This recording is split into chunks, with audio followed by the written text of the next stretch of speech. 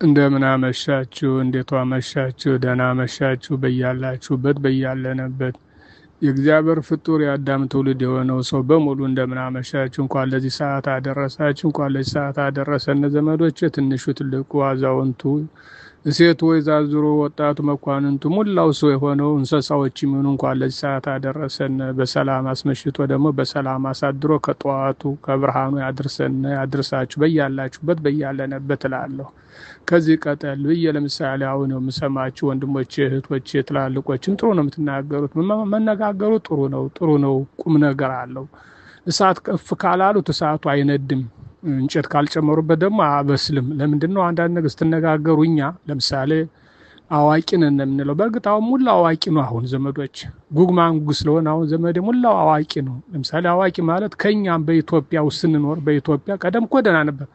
በደርግ ዘመን አብዮቱ ከፈነዳ ደክቶ ሁሉ ከበሬታው ቢኖረውም እውቀት ቢኖረውም ፈርቶ ነው የሚኖር፣ ተፈራርቶ ነው የሚኖር። ከደርግ ዘመን ማለት ነው። ለምን ታውቁታላችሁ፣ እናውቋለን። አተዳደጋችን፣ ኑሯችን፣ አካባቢያችን፣ ግዛቱን፣ ዳኝነቱን እንደዛ ነበር። ለምሳሌ ትንሹ ተገርፎ ትልቁ ተከብሮ ጥፋት ባይኖረውም ትንሹ ተገርፎ እንደውም በደም ብዙ ምን ነበረ። ሰው እየተሸጠ ሰው እየተቀየረ በመልክ እየተቀየረ እንደው ብዙ ነገሮች ነበሩ። እና ምን ለማትፈልግ የመሰላችሁ አሁን ደግሞ በሃይማኖቱ ስንዋይ አሁን ያልከው ወንድማችን እግዚአብሔር ይስጥህ። ለምሳሌ ሙላችሁን እግዚአብሔር ጋር ጊዶንም እግዚአብሔር ይስጣችሁ። እኔ ለምሳሌ ከዚህ እድል ስለሰጣችሁ ስላገባችሁኝ እኔ በጣም አመሰግናለሁ ደጋግሜ። ሆኖም ግን ምንድነው ቁም ነገሩ እኛ ማሰሪያ ማብጀት ያለብን፣ አቅማዳ ማሰሪያ መኖር አለበት፣ ጫማ ደግሞ ማሰሪያ መኖር አለበት።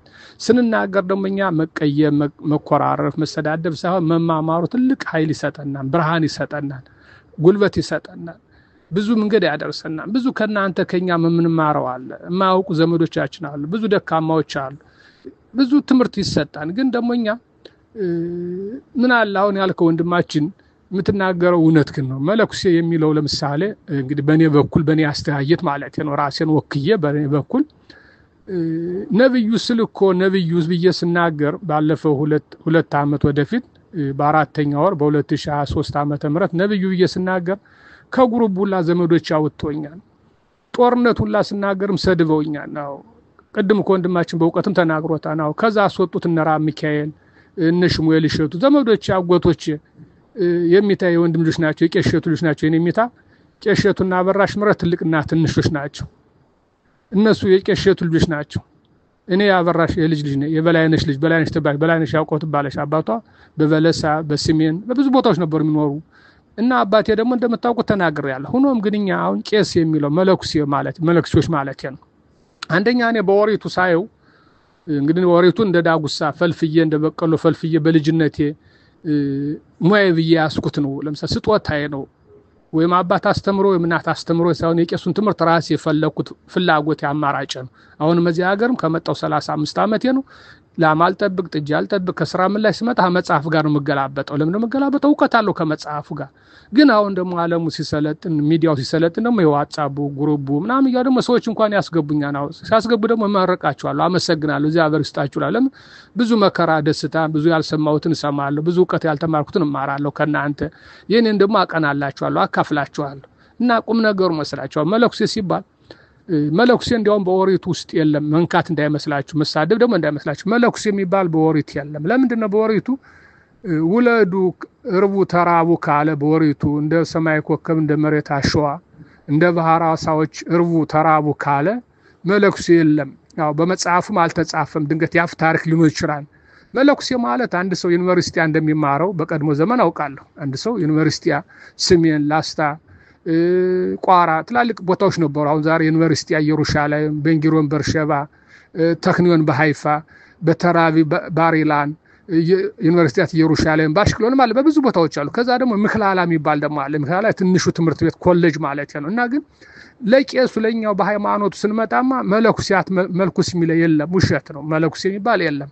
በክርስቲያንም ቢሆን አለ መጽሐፉ አለ። አንድ ነው ከኛ የወረስነው። ክርስቲያኖችም ደግሞ ከኛ የወረስነው። በቁርአንም ቢሆን ከኛ የወረስነው። ቁርአን ሁላ አለ እኔ ከቤት የማነበው ብዙ አመቴ። እና መልኩስ የሚለው ነገር የለም። ከመለኮስ እሱ ሲሞት ወይም ያስሞት ማን ሊተካ ነው? ማንኛው ነው በሱ ምትክ ያን ዕውቀቱን የሚያካፍለው? እና መለኩስ የሚባል መጽሐፍ የለም። አዎ ግን አንድ ሰው 7 ዓመት 8 ዓመት የኛ አያቴም ነበር አያቴ ነፍሱን ይማረው ጠይም ምረት የማሳራ ልጅ ሲሜን ተምሯል። አያታችን በቀድሞ ዘመን አባ ምረት እነቄሸቱ አባት የሚታይ አባት ማለት ነው። አባ ምረት ሲሜን ተምሮ ነበር። እናቱ ሰደው ሲሜን የሚባል ሀገር ያው ካህናቶች ስለነበሩ ከዛ ቦታው ሳይሆን ካህናቶች በሃይማኖቱ እንዲማር ተብሎ ሰደዱት።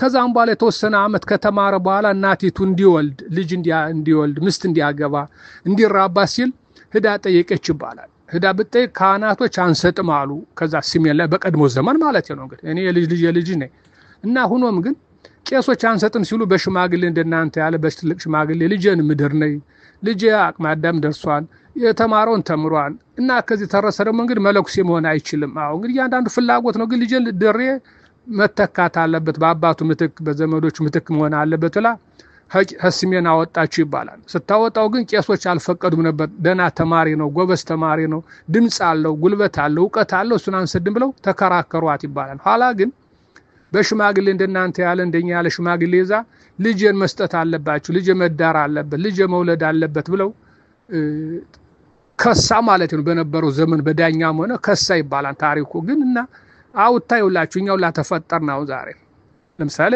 እኛ የሱ የልጅ ነኝ። ለምሳሌ አባ ምረት ከሲሜን የተማረው መለኩሴ ቢሆን መችኛን ወለድ ነበር። እነ ራም ሚካኤል አይወለዱም ነበር። ለምሳሌ አሁን እነ ራም ሚካኤል እነ ሙሉች አሉ። ለምሳሌ ራም ሚካኤል የጠራው ለምንድን ነው የጠራው? ለምን ነው አጎቴ ነው። አሁን እሱ ቄስ ነው። ለምሳሌ ብዙ ነገሮች አሉ ግን መለኩሴ የለም። ማዋረድ እንዳይመስላችሁ ደግሞ መለኩሴ የለም በመጽሐፉ ላይ ያፍ ታሪክ ነው። ለምሳሌ ቅድም ስታወጉት ውለና ስናወጉ ግን መለኩሴ የሚባል የለም። መለኩሴ እስከ 7 ዓመት እስከ 3 ዓመት መማር ይችላል ዩኒቨርሲቲ እንደሚማረው። ከዛም በኋላ መውለድ መዳር አለበት። ግን የጤና ችግር ካለው ደግሞ ምናልባት የጤና ችግር አለው ከሰው ከውቱም አለ ያን ራሱን የቻለ ነው።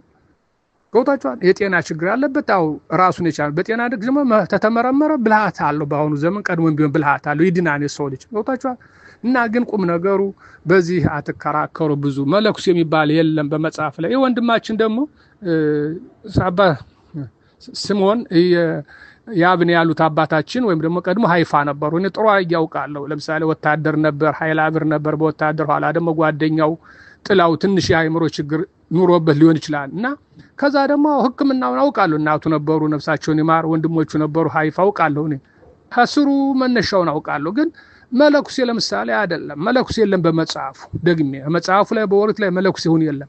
ወጣቸው እንደውም 4 2 5 2 ውለድ ነው። ለምሳሌ ያዕቆብ አባታችን አብርሃም ከሳራ ወለደ ከአጋር ወለደ ከክቶራም ደግሞ ሳራ ሞተች በኋላ ክቶራ 6 ልጅ ወለደ። ይስሐቅ ከርብቃ ወለደ። ያዕቆብ 4 ሴቶች አግብቶ 4ቱ ሴት ወለደ። 13 ነገድ ነው የሚባለው። እንደውም ዲና ሴቲቱ ልጅ አለች። አው ቢማርኳ ዲና ሴቲቱ 13 ነገድ ነው ማለት ያለበት። አፍ ያለው ይጻፋና አፍ የሌለው አይጻፍም። እና ግን 12ቱ ነገድ ይላሉ ወንዶችን ብቻ ነው። ሴቷ አትቆጠርም። እንዴት የሱ ልጅ አይደለችንም? አው እንግዲህ ዲና ሽፍታ ቢቀማት እንግዲህ አትቆጠርም ማለት ነው። እና ደግሞ አሁን እኔ የምለው በኦሪቱ ውስጥ ጥሩ አርጋችሁና አንበው ኦሪቱ ላይ መልኩስ አይለውም። ትምህርቱን የተወሰነ እስከ 7 ዓመት መማር ይችላል። ዩኒቨርሲቲ እንደሚማረው ዲግሪ ለማውጣት 7 ዓመት ከዛም በኋላ ግን መዳር አለበት። ዘመዶች መውለድ አለበት። በሱ መተካት አለበት። እና ይሄ ነው የምለው። አይዟችሁ ብዙ ገና እንጠያያቃለን። በኦሪቱ በመጽሐፉ ከመጣንም እንደ ዳጉሳ የተማርነው ነው። አዎ አባቶቻችን አመጡት ካህናቶቻችን ዛበርስታቸው ትላልቆችን በዜና አሁንማ ደግሞ ትልቅ ዕውቀት አለ ብርሃን አለ መብራት አለ ስርዓት ነው ደግሞ በጀሮአችን አርገን እንሰማለን እንማራለን።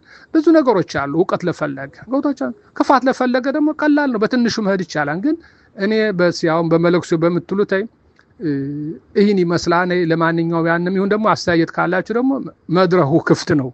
አዎ መድረኩ ክፍት ነው እቀበላለሁ። አዎ እኔም ራሴ ባለፈው ጊዜ ነብዩ ብዬ ስናገር እነራ ሚካኤል ይንጠልጠል ይቃጠል አንዲቱ እህታችንን በረሆበት ራሱን በልቷል። እውነታቸው ነው መብታቸው ነው። ግን አሁን እነሱ በተናገሩት እኔ ትልቅ እንጀራ አግኝቼበታለሁ። ባይደንቃችሁ ትልቅ ዕውቀት የሳስብ የነበረው በትልቁ አዳብሬበታለሁ። እዛ በርስታቸው ተቀናቃይ ከሌለው ደግሞ ሰው አድግም ዘመዶች። አንድ ተማሪ ሰነፍ ፈተና ካልወደቀ ለሚመጣው አጠናም አንድ ግብር ችግር ካላገኘው ለሚመጣው ጥሩ አርጎ አርስም። እና እኔ የምለው ለምንድን ነው አሁንም ሙላችሁ አትጣሉ አንጣላ። አዎ መጣላት ምንም አይረዳም። አቤት ብትቀመጡ ምን ችግር የለም። ዛሬ እያንዳንዱ እንኳን በተሰቡ ቴሌፎን ካዞ ወደ አቤት ሚስቱ ጋር አይናገርም፣ ከልጆቹ ጋር አይናገርም። ለምን ነው እስረኛ ሆኗ ማለት ነው። ለምን ነው ስልኩ ማርኮናን፣ ራሳችን ስልኩ ማርልኮናን። እና ግን እናንተ አሁን ዕውቀት አለን የምትሉ አበድሩን፣ ምከሩን፣ እርዱን፣ እረዳችኋለሁ። በሕክምናው ብዙ ዘርፎች አሉ። እኔ ብዙ የምትማሩት አለ። እኔም ከእናንተ ብዙ እማራለሁ። ምረዳችሁ እንረዳደዋለን ዘመዶች።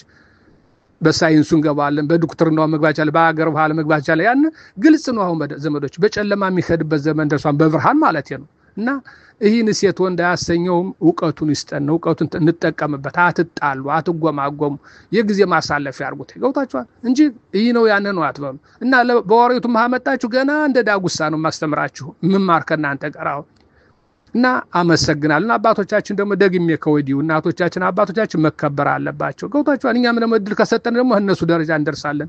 ወልደን ድረን ኩለን ትልቅ ይሆናል። ገብታችኋል። ምራት ትሆኛለሽ አማት ተብሏል። ለምን የአማቷንም ችግር ታገኛለች ስትወልድ ስትል፣ ኋላም ደግሞ ምራቷ ችግር። ለምን ነው እኛ ደግሞ አሁን አትወቃቀሱ። ብዙ እንዲህ ያለውን ደግሞ አሳልፉት። አንድ ሰው አሳልፉት። ለምሳሌ እንዲህ ያለውን ሰው አሳልፉት ማለት ናቁት ሳይሆን አሳልፉት ማለት አስተያየት ሰጣችሁ ብዙ አትከራከሩ፣ ብዙ ካንጀታችሁ አትግቡ። አሁን ጊዜው የሚያበሳጭ ጊዜው የሚያጣላ ነው እና አይታችሁ ተውት። እንደነ ትራምፕ እንደነ ናታንያሁ ሆኑ። አሁን ትራምፕ በዚህ ሽማግሌ ነው ይላል፣ በዚህ ደግሞ ያስደበድባን፣ በዚህ ያለው ይላል። እሱም ደግሞ የሚወርድበት ዘመን ይኖራል። የሚወድቅበት ዘመን ባለፈው እንኳን በሽጉጥ ስተውታን አይዳቸዋል። ለናታንያሁ ጆሮውን ያሳየው ገብቷቸዋል። ይህ እንግዲህ ገዚ ደግሞ ንግድ ደግሞ አለ በዛኛው። እና ደግሞ እኔ የምለው ስለ ሲሜን ምናምን ወገራ ሳይል ሳይሆን ምላችሁ ዋናው ስለ መለኩሴው በመጽሐፉ የለም። መለኩሴ የሚሆን የለም። በክርስቲያንም ሆነ መውለድ አለበት። የተወሰነ ዓመት ተምሮ መውለድ አለበት። መጽሐፍ የለም። እና ይህን ይመስላል።